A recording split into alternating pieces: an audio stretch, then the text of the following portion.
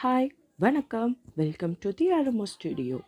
நம்ம இன்றைக்கி பார்க்க போகிறது கோபி 65.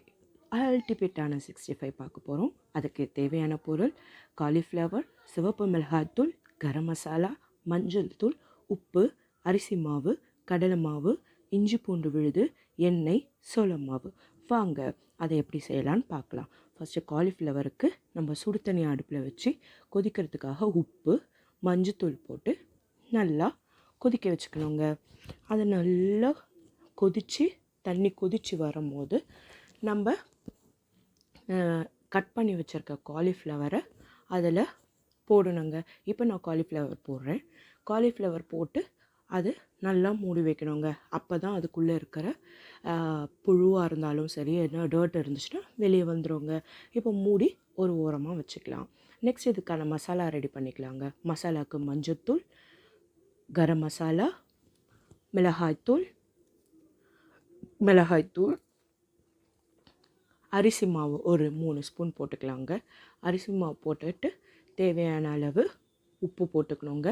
உப்பு போட்டுட்டு அதுக்கப்புறம் நம்ம கார்ன்ஃப்ளவர் மாவு, இஞ்சி பூண்டு பேஸ்ட்டு, கடலை மாவு போடும்போது அந்த கோபி 65க்கு ஒரு நல்ல ஃப்ளேவர் கொடுக்குங்க.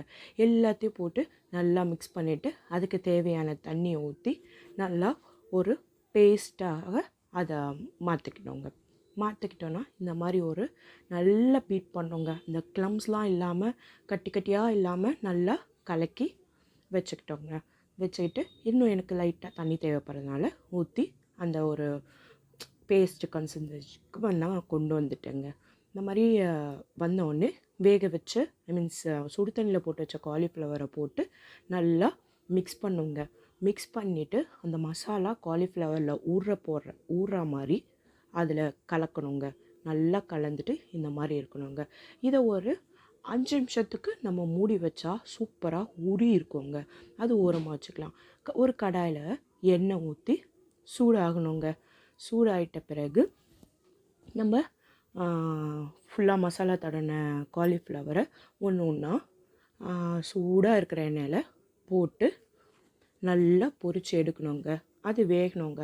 லைட்டாக ரொம்ப லோவாக இல்லாமல் ரொம்ப ஹையாக இல்லாமல் ஒரு மாதிரி மீடியம் ஃப்ளேமில் வச்சு நம்ம இந்த காலிஃப்ளவரை போட்டு நல்லா வேகட்டும்னு எடுக்கணுங்க. நல்லா கலர் வருங்க. நம்மளுக்கு தெரியும் இந்த எண்ணெயை பொரியதெல்லாம் கொஞ்சம் கம்மியாகும். அப்போது அது ரெடி ஆகிடுச்சின்னு சொல்லிட்டு நம்ம நினச்சிக்கலாங்க.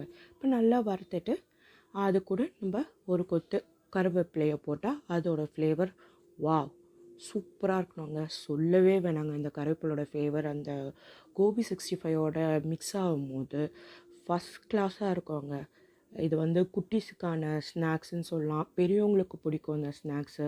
ஒரு சுட டீயோட இந்த கோபி 65 வச்சு நம்ம சுட சாப்பிட்டோன்னா அல்டிமேட்டாக இருக்குங்க. நீங்களும் ட்ரை பண்ணி பாருங்கள். இந்த கோபி 65 எப்படி இருந்துச்சுன்னு எனக்கு கமெண்ட்டில் சொல்லுங்கள். தேங்க்யூங்க.